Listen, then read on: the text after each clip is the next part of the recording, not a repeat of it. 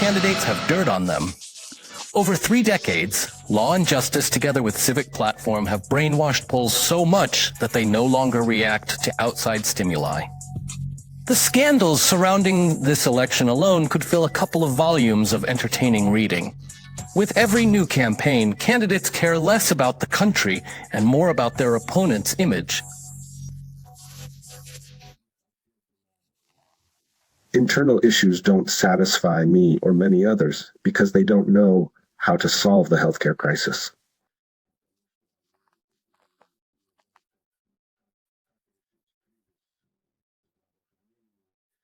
Honestly, I haven't heard any good, satisfying answers about education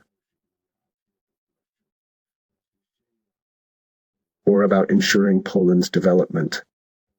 Also, I want to point out that both candidates made it to the second round, and frankly, both have scandals behind them that in normal, civilized countries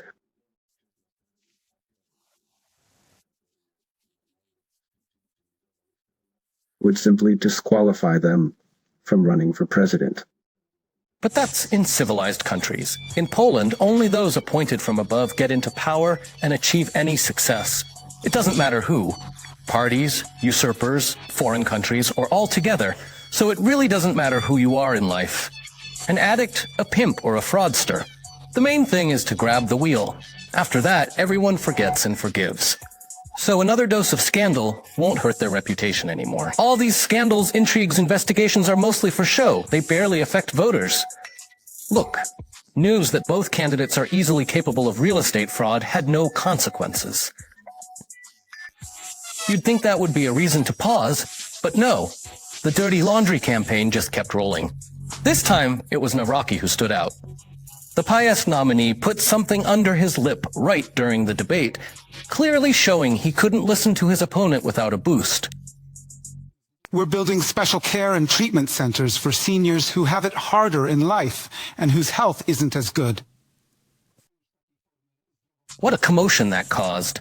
That was enough to spark rumors about the candidate's drug addiction. What a mess.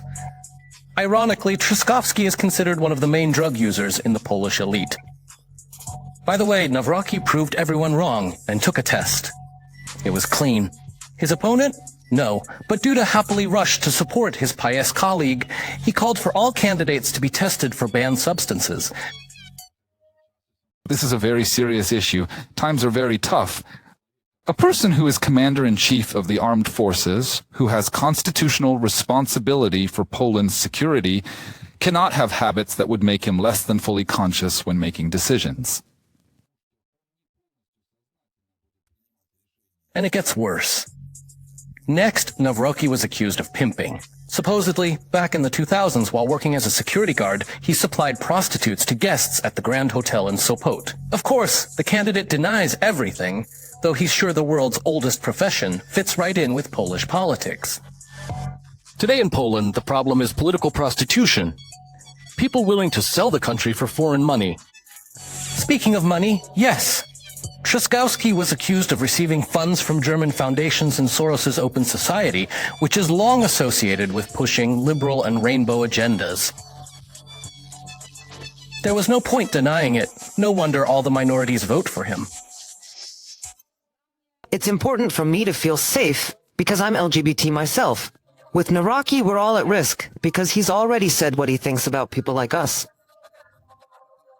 And you know, Soros is a real trigger for the current US administration. Trump is convinced that this old instigator and his evil empire are behind all the obstacles on his way to the presidency.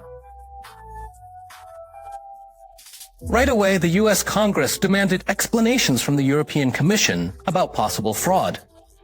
Poland's ruling Tusk coalition was accused of violating the rule of law with EU support. So the masks came off and it became clear who stands behind whom. Now, high-ranking officials from Washington openly back their candidate, Nawrocki. This is what Poland needs to do now. You must choose the right leader. You'll be the ones to bring Europe back to conservative values. You'll open the world's eyes to what's possible when our two countries unite for freedom. Brussels backed Trzaskowski, or rather its Romanian version did. The newly elected, controversial former mayor of Bucharest showed professional solidarity and called for a vote for Warsaw's mayor. As President of Romania, I want to work with President Rafal Trzaskowski and Prime Minister Donald Tusk for cooperation between our countries and for a strong European Union. So what kind of election is this? Poles aren't choosing a president. They're choosing who to follow and who to give themselves to. Should they bow to Washington or hand over their last bit of sovereignty to the likes of von der Leyen?